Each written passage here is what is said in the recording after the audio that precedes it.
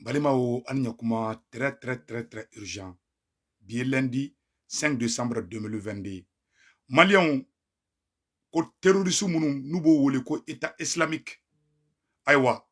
ku chaman ba de bora Nigeria, kataka renfort en Niger. Awa be ku kunyashi Mali manten de gawla de. Mali en sebene flamena kala yorola. Ama ngini Mali activiste vidéomani. Febe transition ko anga do fara anga chesir kan. Kele madame ne follow de. Président Assimi, on est de cœur avec toi. Mais kele madame ne de. Imai ko be ka do nyogona chuga mina. Seda be ka wuli ka menace ke. En même temps, terroristes de flaka bon Nigeria de. O yu la bon Nigeria. Fransika basi flen Niger. Fransika basi be jamana chamanga basi be Niger. O shimakma o bema kunembe parce que plan ye jumenye ou be fait ka Sahel de tassisan ko di terroristes ma pour que oluka wole ko kana intervention militaire ke ina faut ka jongu na to fanga la wakati na ou intervention militaire mon ke au plan de be ka tracer un complot international contre le Mali. Complot me déjoué chogo jume ambe kan teke di nyoma mena kala mena complot in kala malien a besemene fla ou photo ere fana be terroriste nu photo fana be ne menu photo fana boka ira la ambela jelenga je kala je nyoko fe ngene me mu ngani fo ena information tellement be so na ka nyefo malien dem bela jelengena mena bela jelen kala mais anga to transition ko anga to président Assimi ko angu demain en toute sincérité mais malien anga nche seri kala madame ne flo de wallahi kala madame ne flo to fait mogo to wule yema kara yemu ka karafina cheche lebu ya be détruit ambe dode ka ala kana Assimi ku sagoyi malien on nyanga janga kala nyoko ka be sebene fla orola ou photo fana fle de terroriste une photo fle orola voilà ou photo fle ni ou be ka ta orom na photo be fle anyate terroriste na anyate ou chamamba de ou be ka bo ni ou be ka bo Nigeria ou ye renfort de ta Nigeria kana Niger awa be ku kunyashi Mali ma den tendo gawla de awa bara gani mambulu bara mambulu ne gane be informé donc ayoro sebene me mune sebene me awro la malien amena kala abesebe fla awro la des milliers de terroristes de l'État islamique traversent tranquillement les territoires nigériens vers le Mali. Une grave erreur de la part du Niger. Le Niger ne grandira jamais avec un Mali déstabilisé avec ses frontières. Les slogans favoris des présences françaises en Afrique. Paris combat le terrorisme, n'est-ce pas? La manipulation. Tous ces mouvements d'hommes et armes du Nigeria au Niger jusqu'au Mali sont suivis en direct par les forces françaises basées au Niger. Et elles ont la possibilité de tuer tous ces terroristes en 30 minutes ou les rendre en cendres. Mais la volonté manque. France de Macron veut voir le Mali et le Sahel tomber aux mains des terroristes de l'État islamique. La situation actuelle du Sahel et du Mali ne permet pas cette guerre des partis politiques qui montent en puissance au Mali. Mali, on comment belle de fleurs. Awa terroriste wula de ntendo gawla de ou photo fleni ou ye Niger traversé aywa ou bora Nigeria ka do Niger awa be kana malla ame kuma kelen doron ne fo président Assimi ngena le plus vite possible ama dilim ambe fen folo mu foflo Mali jeune activiste be ka bla kungolo la ma kelen tisse ka Mali sauver c'est que tungara kelen tisse parce qu'il faut qu'on sait parce que do bulo ni warangini wugati de do be ka sikisaki nunga ngebe bela quoi mais c'est le moment be kan teke di nyogoma Assimi kelen tisse Shogeli kelen tisse Sekou Tungara kelen tisse c'est l'ensemble mais n'ambe fait nga gagner kelen na ayra ye terrorisme be ki renforcer de terrorisme be ku renforcer terrorisme be ka coalition ke ali terrorisme yere dama be ki teke di nyogoma bi pour que kase ka Mali bi abenana chembe ka chende fongena donc c'est le moment ka fo président nya do be ka fo ko ala ban sauver ala tan sauver de ala keleme kan sauver an yere de kan ala te mo siti to ka sokono ko ala ka te ka dumunu do ida kono ambe wuli ka bara de ka awa man tege di nyogo na ya ndanga sokono nga jamana bebe ci ala te na marfata ka ta ci terrorisme la de an yere de be wuli ka keleke ka nga jamana libérer voilà parce que slomya keleme ka do kungulo nyakami ko u ka foiru yere be an to logique kono blende anga to alama o de farafin bla ko fe ci ala te na jigi ka bara ke mo ci ambe bara de ke ambe sobe de ke donc malien ka fo bela jele ngena terroriste gani wulila u bɛ k'u ɲɛsin Mali ma an b'a fɔ président Assimi ɲɛna a ka budget dɛ ministre bɛɛ ka budget ka dɔ bɔ budget bɛɛ la ka bɛɛ don armée la hali ni maliyɛnw bɛ si kɔngɔ la an b'a ɲini président Assimi an bɛ fɛn fɔlɔ min ɲini président Assimi fɛ a ka budget militaire a ka essayer ka caman fara o kan a ka recrutement massif daminɛ billahi tallahi Nigeria terroriste ni Niger terroriste Nigeria terroriste ani Niger terroriste olu bɛɛ de kɛlen bɛ k'i tɛgɛ di ɲɔgɔn ma bi contre le Mali awa wulila dɛ awa ni wulilen de tuguni an kɔni bɛ an dalen b'an ka armée la an b'an ka armée kɔ an bɛ kuma kelen dɔrɔn de fɔ président ɲɛna a ka dɔ fara armée ka budget kan a ka recrutement caya troisièmement aussi Mali activiste bɛɛ viromani bɛɛ an ka différence da kɛrɛfɛ an bɛɛ ka fara ɲɔgɔn kan ka tila k'a fɔ président Assimi ɲɛna an b'a kɔ bi an b'a kɔ sini mais kuma kelen bɛ yen maliyɛnw an bɛɛ lajɛlen ɲɛ bɛ situation kɛcogo la dɛ an b'o fana an ɲɛ bɛ parti politique dɔ fana wulen na ko Choguel ni Assimi k'olu de bɛ ka Mali bila problème na Assimi a sera wagati ye ten i ka wuli a journal kirikara dɔw bɛ yen k'u fermer quoi a bɛɛ nana cɛ bɛ ka tiɲɛ de f'i ɲɛna parce que nin tɛ wagati ye nin tɛ politique kɛlɛ wagati ye an kan k'an faso de sauver an bɛ faso sauver le wagati la an tɛ politique kɛlɛ la sisan dɛ u bɛ na politique kɛlaw don an senkɔrɔ an tɛ politique kɛlɛ la dɛ parce que u bɛ na an bila distraction de kɔnɔna na an tɛ politique kɛlɛ la an bɛ ka Mali de sauver bi a ye nin vocal ci président Assimi ma a ye nin vocal ci président Assimi ma c'est très urgent terroriste bɔra Nigeria ani Niger kana Mali la u bɛ Mali sara kan dɛ a complot international de don CEDEAO fana bɛ bagabaga la u bɛ fɛ ka Mali détruire de président Assimi an kɛni bi kɔ mais an bɛ conseil kelen dɔrɔn de di président Assimi ma vite fait bi ye lundi 5 décembre 2022 président Assimi baara kɛ ni force de changement ye président Assimi an ye Michel di ma maa ma b'i kɔ a bɛɛ kala force bɛ ka caya i kɛrɛfɛlaw la trop a k'aw cousin dɔw ko sɔrɔsiw yɛrɛ cousin dɔw bɛ ka taga parti dɔw sigi kɛrɛfɛlaniw ni fɛnw na ka mɔgɔw an cɛricɛrilen don an farafaralen don i ma terroriste bɛ ka fara ɲɔgɔn kan bon n'an ma nin dabila n'an ma bɔ nin politique jeu in kɔnɔna na bilahi talahi Mali bɛ tila na hali an t'a dɔn a tilana cogoya min na pour que an ka se ka Kidali libérer président Assimi fan bɔ an ka force kɛ kelen ye surasi kelen tɛ se ka kɛ civil kelen tɛ se ka kɛ an bɛɛ faralen ɲɔgɔn kan o de union c'est l'union qui peut sauver le Mali aujourd'hui Assimi kelen tɛ se Choguel fana kelen tɛ se an bɛɛ de b'an tɛgɛ di ɲɔgɔn ma o ne ka conseil ye ko fɔ président ɲɛna dɛ ayiwa ne kɔni bɛ mun ɲɛfɔ yanni n ka bɔ kuma la n tɛ kɛ vidéo janjanba ye dɛ an bɛ mun fɔ président ɲɛna an b'i kɔ mais président nin tɛ wagati ye an kan ka politique kɛlɛ kɛ wagati min na nin ye wagati ye k'i bolo di force de changement ma président Assimi i balima i somɔgɔ o de ye force de changement ye bi i ka famille politique o de ye force de changement ye bi l'esprit M5 RFP n bɛ ka tiɲɛ de f'i ɲɛna dɛ président Assimi a balima caman bɛ ka bɔ kɛrɛda n'u na an ɲɛ b'u natɔla la an ka jamana bɛ ka tila an na ni n'a nana kɛrɛli politique n'u olu aw dɔnbagaw cousin minnu bɛ ka na sisan u bɛ ka na ni farafarali de ye n'a aw cousin fɛn fɛn b'aw fɛ aw balima fɛn fɛn b'aw fɛ u kan ka na fara force de changement de kan ni Assimi balima min b'a fɛ n'a bɛ Mali ko de la n'a nana a kan ka na baara kɛ ni force de changement de mais kana aw yɛrɛ ka force dɔ créer kɛrɛfɛ ka na an bɛɛ diviser c'est-à-dire mouvement kirikara caman bɛ ka créer an t'a dɔn et puis moyen b'u ye tellement c'est pas possible moyen b'u ye bilahi taala a t'ali parti politique dɔw ye bi o dun tɔgɔ bɛ k'a fɔ k'aw balimaw de don a ka sabali parce que nin fɛn min bɛ na ni division na an tɛ fara nɔfɛ an bɛ fɛ an bɛɛ de ka fara ɲɔgɔn kan an k'aw dɛmɛ mais tiɲɛ yɛrɛ la an ɲɛ b'a la mouvement 100 ni 20 bɛ ka créer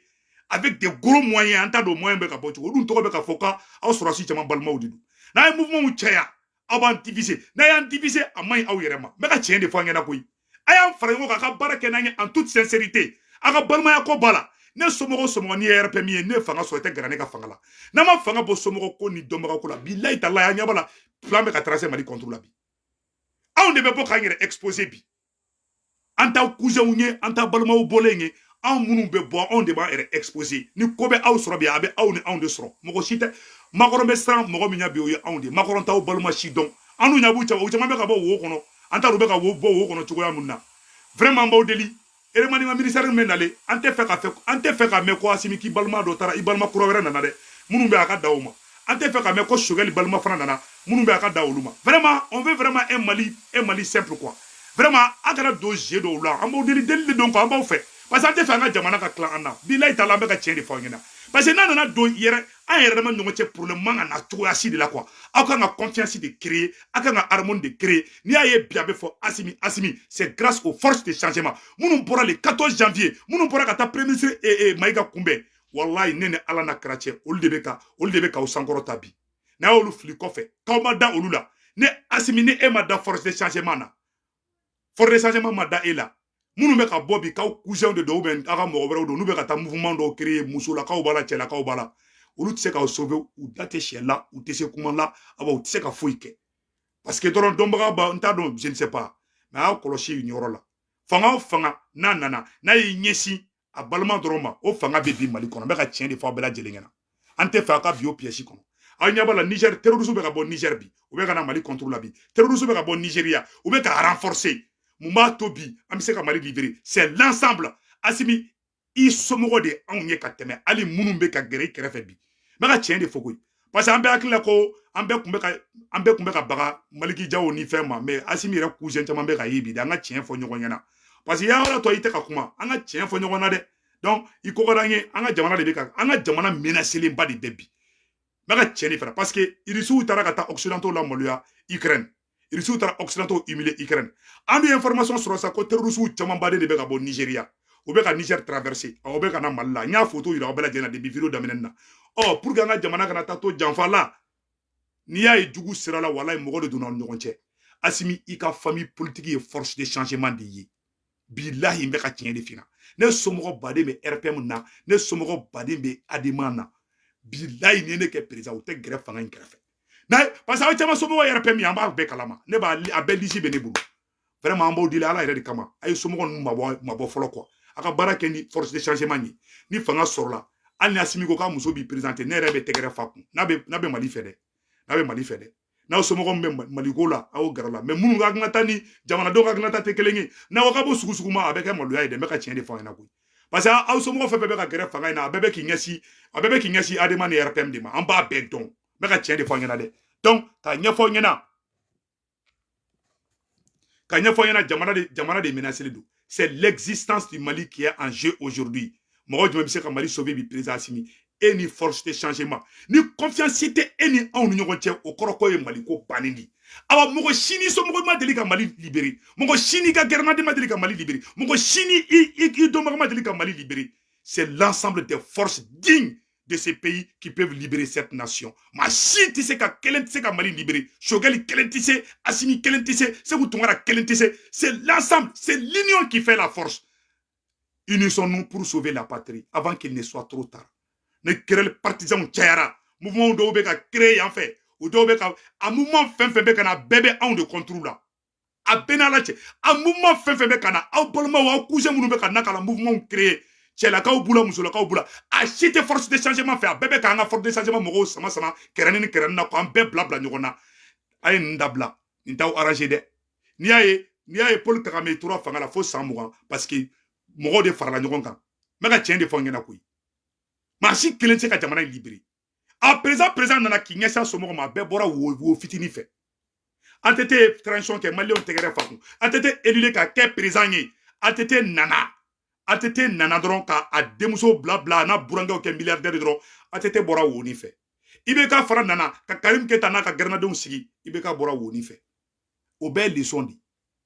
Mali ye barika jamana de awa cɛ n'i y'a kɛ bɛ bɔ wo nin fɛ Assimi ka d'an ye vraiment an b'a dɔn Assimi ni minnu bɛ fa ni ba la Assimi ma si classé mais Assimi balima jurujan dɔw de bɛ yen u bɛ ka wuli et puis a fɛn fɛn bɛ ka na si u ka mentalité na anw Mali kura t'u ka problème ye quoi c'est la pure vérité aw dɔnbaga minnu bɛ ka na aw dɔnbaga fɛn fɛn bɛ ka na minnu n'aw ka so a si tɛ forte changement fɛ a si tɛ yɛrɛwolo fɛ a si tɛ M5 fɛ a bɛɛ bɛ ka na k'olu de kɛlɛ cɛ o tɛ ɲuman ye fanga ma dɛ o tɛ ɲuman ye fanga ma dɛ anw de exposé len don anw de bɛ k'aw défend bi an tɛ fa ni mɔgɔ ka kɛlɛ a y'a fɔ balimaw ɲɛna u kana fara an kan u kelen tɛ se ka Mali libérer ko n bɛ ka tiɲɛ de fɔ aw ɲɛna aw somɔgɔw fɛn fɛn kan ne b'a bɛɛ dɔn a bɛɛ lisi bɛ ne bolo aw si tɛ changement fɛ a si tɛ force de changement fɛ aw an tɛ fɛ ka mɛn fana tuguni ko gouvernement kura bɛ ka sigi ko surasiw ka balimaw bɛ ka na ayi parce que fanga y'an bɛɛ de ta ye an ka tiɲɛ fɔ ɲɔgɔn ɲɛna quoi parce que jamana bɛ ka menacer bi parce que n'a yɛrɛ dama ma bɛn ni mankan kiri parce que en réalité mɔgɔ si tɛ se ka na jamana in mara ni clan ye clan ma deli ka jamana in mara n'i y'a jamana in coup d'état ka ca jamana in kɔnɔ clan dɔw de bɛ ka na dɔw bolo k'olu n'u ka clan de bɛ se ka jamana mara n bɛ ka tiɲɛ de fɔ yan clan si tɛ se ka jamana in mara n bɛ ka tiɲɛ de fɔ yan maa si k'i nɛgɛ k'i bila o sira kan c'est la pure vérité hein. Gouvernement a changé ka taga bɛɛ yɛlɛma ka k'aw dɔnbagaw a ye baara kɛ jɔn bɛ k'aw sauver bi jɔn kɛlen bɛ k'a yɛrɛ exposer bi o ye force de changement mɔgɔw di Ben le cerveau b'o la Segu Tunkara b'o la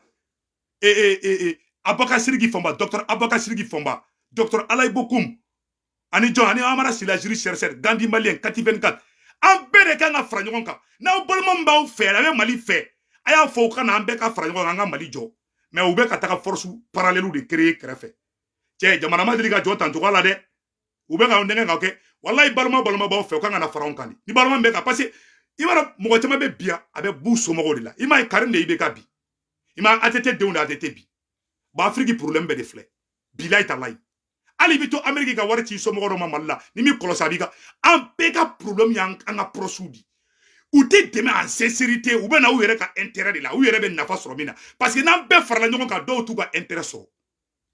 ni dɔw ye dogodogonin ko kɛ dɔrɔn kɛrɛfɛ konu kɛ dɔrɔn u bɛ wariw sɔrɔ la u bɛ fɛn caman sɔrɔ la mais n'an bɛɛ farala ɲɔgɔn kan ni mun ko k'a bɛ jɛngɛ wo ye o tɛ fara ɲɔgɔn kan tɛ dɔw arranger bon ni en tant que fara ɲɔgɔnna ma kɛ Mali in bɛ tilan na an tɛ Kidali sɔrɔ a wana man kɔlɔsi an bɛ Mali nɔrɔ an b'a perdu président Assimi ni cɛ tɛ nin finna ne de filɛ ka f'i ɲɛna bi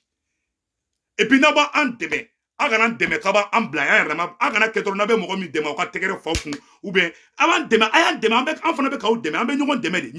ɲɔgɔn dɛmɛ kɔrɔ tɛ a ka sanu ni wari d'a ma dɛ ɲɔgɔn dɛmɛ kɔrɔ min an ka sigi ka hakilina jagabɔ de ka jamana kura jɔ Mali bɛ se ka sauver cogoya min na ne bɛ ka tiɲɛ de fɔ aw ɲɛna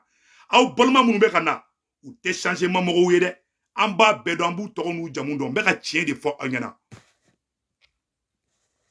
a ma fɔ fana ko force de changement kelen ye malien fana ye aw n'aw de jɛra ka coup d'état in kɛ ni mɔgɔ min bɛna fara aw kan n'aw cousinw don aw cousinw don u ka n'an bɛɛ kan tɛgɛ di ɲɔgɔn ma ne m'a fɔ n ko force de changement kelen ye n ko force de changement kelen bɛ don dɛ mais ni aw balima min bɛ fɛ ka na fara aw kan transition na u ka na u n'an ka ɲɔgɔn ye an bɛɛ ka jɛ ka baara munna an bɛɛ tɛ fara ɲɔgɔn kan munna olu bɛ taa force dɔ créer munna olu bɛ k'an concurrence u dalen b'u ka soni kɔnɔ u tɛ baara la u tɛ foyi la an minnu ye sanjikɔrɔ wɔsi kɛ dɔw de bɛ parce que dɔrɔn olu ni président ka so parce que an bɛɛ kun y'a daminɛ kɛ ko an bɛ ka jigin an bɛ ka Maliki Jaw accuser mais Assimi yɛrɛ somɔgɔ caman kunkolonin bɛ ka ye sisan an ko tiɲɛ fɔ ne b'a bɛɛ dɔn n b'a bɛɛ tɔgɔ dɔn n b'a bɛɛ jamu dɔn a bɛɛ yɔrɔ la n b'a bɛɛ dɔn awa gouvernement kura min sigilen filɛ nin gouvernement kura min sigitɔla filɛ nin Assimi an tɛ a y'a kɛ Ala kama a ka na n'a balimaw ye quoi parce que a bɛ na fanga bɛ baara kɛ ni balimako dɔrɔn a fanga bɛ jasi de mɔgɔ bɛ ba ye quoi vraiment an b'aw deli yɛrɛ de don quoi ne t'a deli de parce que ne ma nin fɔ maliyɛnw bɛ jigin ne la ne b'aw fɛ dɔ to ne bɛ ka nin fɔ koyi ne tɛ k'aw exposer dɛ parce que ne kumana ji jukɔrɔ de wallahi Ala ye seere ye ne bɛ kalo 4 bɔ ne bɛ ka nin kuma fɔ ji jukɔrɔ ne ni Ali Surasi dɔ yɛrɛ kumana ne ni colonel dɔ kumana nin ko la k'a preuve yira colonel yɛrɛ la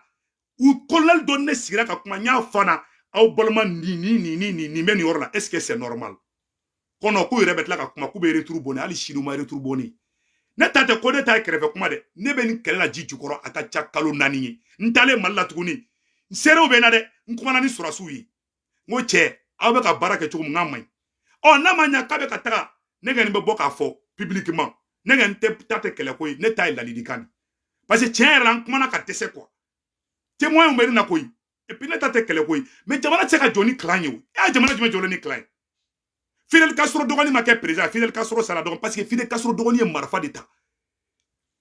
ni somɔgɔ dɔ nalen fa ka kɛ a tigi ka ni Assimi muso ye révolutionnaire ou bien Assimi dɔgɔnin dɔ ye révolutionnaire ye hali Assimi ko k'a remplacer n'a dɔgɔnin dɔ ye ni révolutionnaire don ne Segu Tunkara bɛ dunu ni bala ta ka Assimi dɔgɔnin fasa da mais aw balima minnu bɛ ka na u t'anw fɛ yɛrɛ de u t'anw fɛ de an ka tiɲɛ fɔ ɲɔgɔn ɲɛna bilahi talahi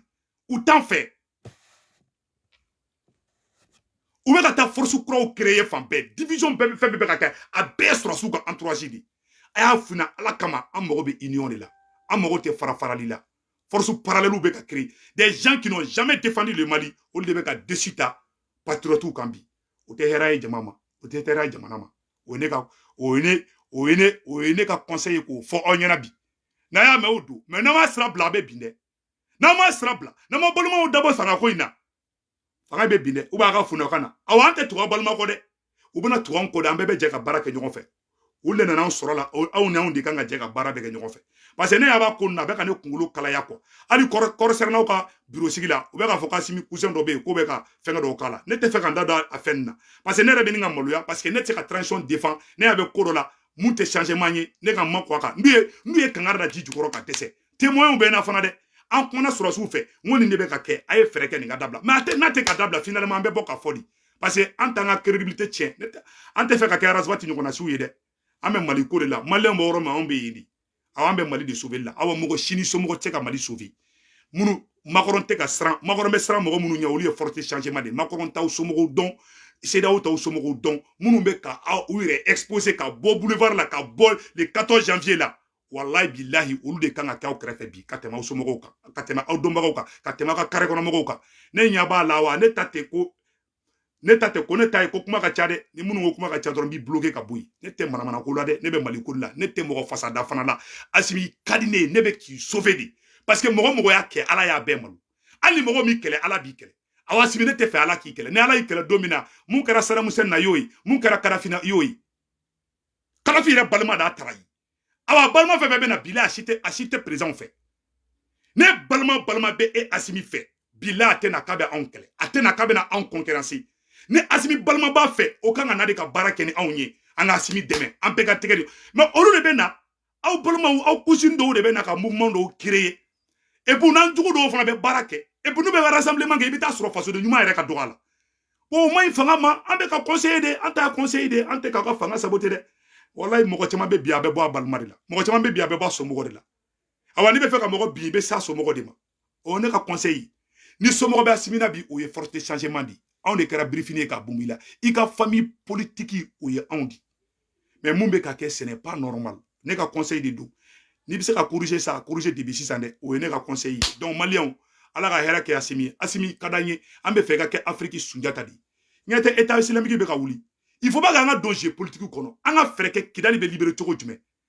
dugu bɛ libérer cogo min mais maa si ni balima tɛ se ka jamana si libérer a ma deli ka kɛ n bɛ ka tiɲɛ de fɔ a bɛɛ ni Ala n'a kira cɛ i ka d'an ye dɛ mais an ɲɛ bɛ kunkolo bɔtɔla la awa gouvernement kura bɛna sigi an tɛ fɛ an bɛ fɛ ka baara kɛ ni fasoden ɲumanw de a kana kɛ ni somɔgɔw ko ye an b'aw deli Ala yɛrɛ kama deli de don dɛ bilayi talayi deli de don parce que a bɛ ka accélérer a tɛ ka dabila de quoi caman de bɛ ka fara kan et puis Sogɛli nalen filɛ a ye Sogɛli to a k'a ka baara kɛ quoi a y'a to a k'a ka baara kɛ tranquillité la an bɛɛ k'an tɛgɛ di ɲɔgɔn ma Ala a n'a kira kama an bɛɛ k'an tɛgɛ di ɲɔgɔn ma an ka Mali kura jɔ ne Segu kelen tɛ se e Asimi kelen tɛ se c'est l'union qui peut sauver le Mali aujourd'hui mais n'an yɛrɛ dama kɛlɛ dɔw la an yɛrɛ ma ni ɲɔgɔn cɛ injustice dɔ ka don an yɛrɛ ma ni ɲɔgɔn cɛ an ka sabali o ne ka conseil ye que Dieu bénisse cette transition Ala ka hɛrɛ kɛ transition ye mais ni mun man ɲi an bɛ bɔ an b'o fɔ dɛ ne ka ɲɛ bɛ mun na mun bɛ ka kɛ a man ɲi awa ne bɛ k'a fɔ de ka solution fana fɔ que Dieu bénisse le Mali